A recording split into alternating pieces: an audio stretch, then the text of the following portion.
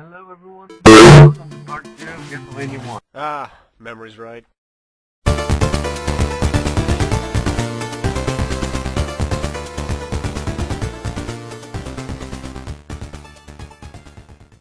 Hello everyone, and after that little look back at the past, welcome to episode 2 of Let's Replay Castlevania 1. In the last part we did the first 2 stages, and now we're in stage 3, where the ear rape occurred in my very first Let's Play. Ah, memories. Why am I standing there for so long? That was weird.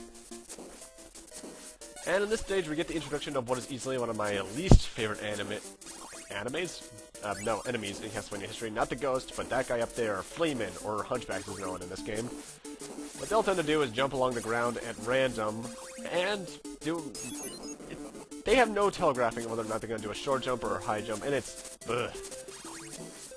Although I actually find their iterations in Castlevanias 1 and 3, I forget if they're in 2 or not, to be the worst because of the way the game controls. Rondo Blood, and they're not that bad. Same as Castlevania 4. Then again, Castlevania 4 controls well, so... yeah. Ow. Oh, this place can be annoying, by the way. Because if you're not careful, you will get knocked off by these crows, and you'll die very easily. But in some cases, their knockback can actually save you if you're over a pit. But if you're playing the arrange mode in Castlevania Chronicles, you're doomed. Oh, that's annoying. You actually can't jump on stairs in this game. I believe you can on the remake. But in this game, to go on stairs, you have to hold up or down, depending on where they're going, and it can be annoying. Especially when there's an enemy coming that you have no possible way of avoiding, but like we'll more than likely see in the final stage. I'm not looking forward to that. That was weird. Oh no, I remember what happened there. Anyway, the Medusa hits here just follow a standard pattern as usual. Just be careful to not get in the way of the pattern, otherwise you're gonna get hit. I'm not sure how I avoided damage there. Oh, okay, see, how was I supposed to avoid that? Well, we got a kick-ass soundtrack. Well, actually, I think I could say easily that my favorite track is the first stage's theme, Vampire Killer. The really good music didn't start until possibly 3. I mean, mind you, the soundtrack is still awesome, but still. Die, Ravens. You're annoying in every game you're in, especially Ninja Gaiden. Oh, I'm gonna have to let's play that at some point. Ugh. I love how I couldn't jump over that just because, even though I was right next to it, just because of the way the jump physics work. Then again, they would fix that somewhat in Castlevania 3 with Grant.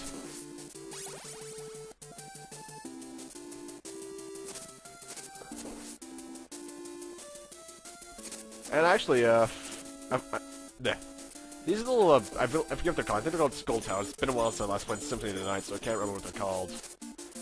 But they actually... Oh, I thought the game froze for a second there.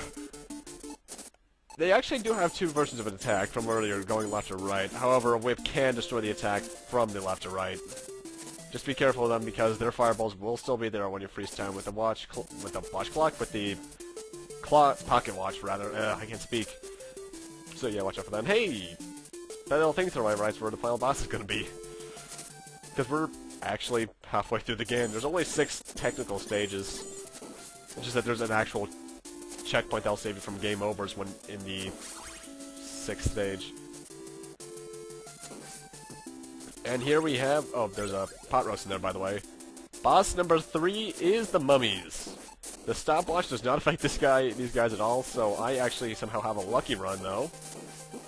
Because, they don't attack often enough for me to really take any damage. That was easy. I think those guys actually caused my first death in the original Let's Play. But yeah. And actually, I just remembered, speaking of game overs, this is not one of those games where you have limited continues like Contra or something. You have unlimited continues, which technically means you have unlimited lives. However, getting a game over like right where the boss is will send you back to the beginning of the stage. Like, if I game over to right where the bad is, which is the boss, I'd be sent all the way back to here, which is annoying, but it's better than having to start the entire game over again, like Super Mario Brothers. And this stage. Water is instant death, so watch out for that. Because for some reason the Belmonts are just allergic to water. It's weird, because the vampires are the things that are supposed to not be able to touch running water, right? Yeah, that's them. Yay, holy water. If only I hadn't gotten the other, sub-weapon out. Well, actually, no, the other sub-weapon I'm gonna get in this level is kind of needed for the boss. Well, not needed, but it helps a lot with my playthrough. Bats. Also, what happened to that one merman? He just flew into the ceiling and disappeared. Weird. Really weird. Also, you gotta love how slashing candles with a whip can unveil human organs, weapons, and cash. Very, very logical there, Konami. Oh, that's right, I should mention, this is by the same guys who make Metal Gear Solid later on. Whether or not I like this game better than Metal Gear Solid is arguable, though. And by the way, this section, time your whip carefully, because these fleamen are annoying. Although, it's arguable whether or not their birds are more annoying or not in the flannel stage. It's really bad when they come from the left, though, because you have to interrupt your flow so much. Okay, I don't want to be here anymore. Run, run, run. Oh yeah, convenient rosary. Oh, great, white dragons. Or skull dragon, I forget which one. These guys can be annoying. In this, well, more particularly in this game than any other, just because of how the hitboxes work. But a couple axes can take them out, no problem. Now, as you notice, I only have 1 point of health left. However, unlike other games, I am not absolutely screwed. Ignore that knife, by the way, if you have an axe, because the axe is probably the most useful thing for this up-and-coming boss, rather.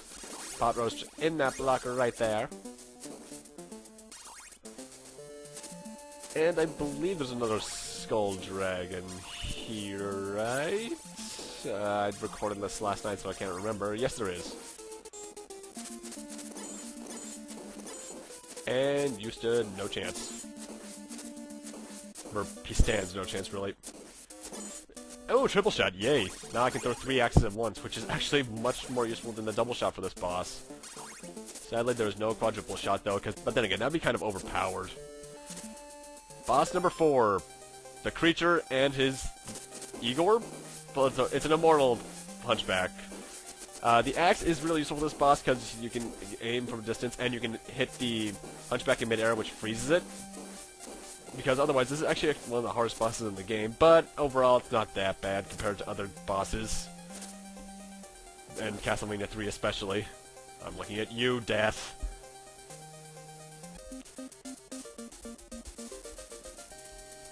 Ah, love that victory theme. And with this, we're going to what is easily my least favorite stage in the game. I hate this stage. Well, I really should say I hate the last 2 stages, but this one isn't the worst. It's more of my least favorite just because of the boss. Ooh, I just got an extra life. Sweet. Now, I actually technically had to play this stage twice, but you'll see why that is later. Ooh, Miss Potion. Those don't come up often enough.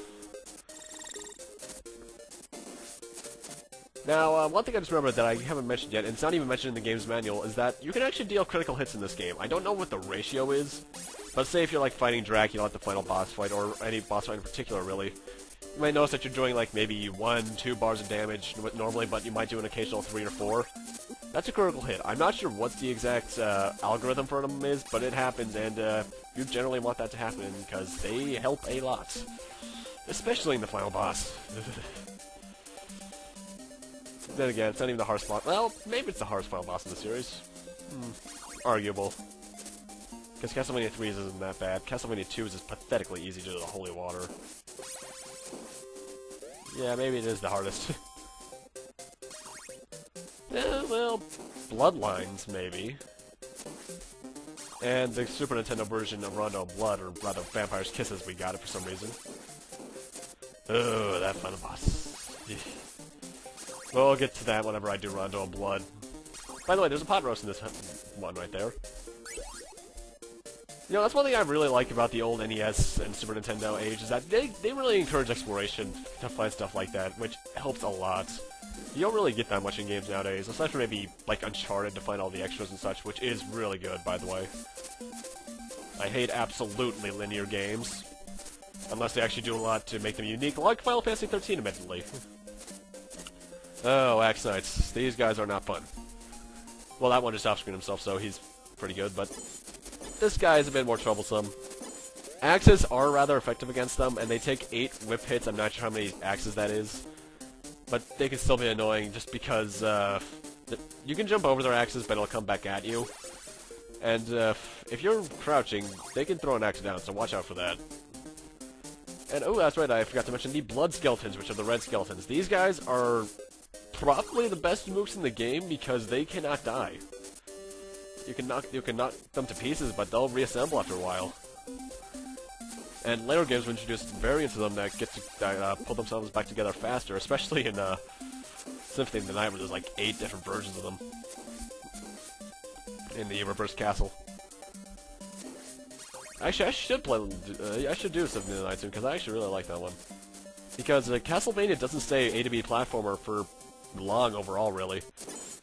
It's Castlevania's 1 through 3, 4, Bloodlines, Vampire's Kiss, Rondo of Blood, and that's pretty much it for the A to B platformers, aside from ones on the Game Boy Color and such. After that, it went 2 separate ways. It either went non-linear Metroid-like style on the PlayStation 1 with Symphony of the Night, which the non-linear ones would eventually go to the handhelds, which get really good, and then it went into the 3D department, which arguable whether or not those are good. Well, except for Lords of Shadow, that's actually a really good God of War clone. Oh, the story's weird as hell. But Simon looks badass in it. Well, in the sequel at least, because he's not in the first one.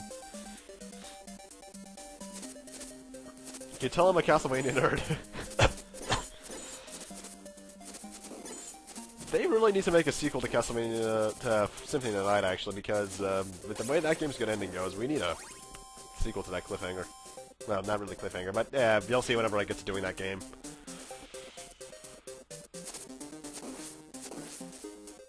Actually, one thing that's been happening in this stage is that the audio is weirding out on me. Oh, and this is where I had to replay this game stage, because that's the last door, and I intentionally got a game over, because this boss, this up-and-coming boss, make your life easy, get a holy water somehow. If you have any other sub-weapon, just ignore it, because it's not going to be as good, I guarantee you that. If you want an easy time, use a holy water, which means I had to lose all 80,000 of my points and like 3 extra lives, which sucks. But it's for the good of the game, because this game is still freaking hard. It's easier for me than it used to be, but it's still really hard. Because when I first played this game, I died on the first screen. Well, not first, but the first in-castle screen, because the first screen's nothing but you walking into the castle. Oh, this hallway. Funny story once, I got to this hallway once when I was playing it on my actual NES, and the game froze in this exact hallway. There's no passwords, so I had to start the entire game over again. That's fun. Also, the holy water, when you use it, will actually stun the enemies, and you can walk right through them. And stunning actually helps a lot in this boss. Death. Just spam holy waters like this the entire time, and you will win. Do not let him move, Sibes will show up on the screen and completely destroy you. However, if you do this, he's a rather easy boss fight. And with that, I'm going to have to end this off here. Thank you guys for watching. Rate, comment, subscribe, all that kind of stuff. And next time on Let's Replay Castlevania, rather. Well, we'll be finishing off the game already. This game is really short. Then again, when it came out in '87, could you expect much else? See you guys then.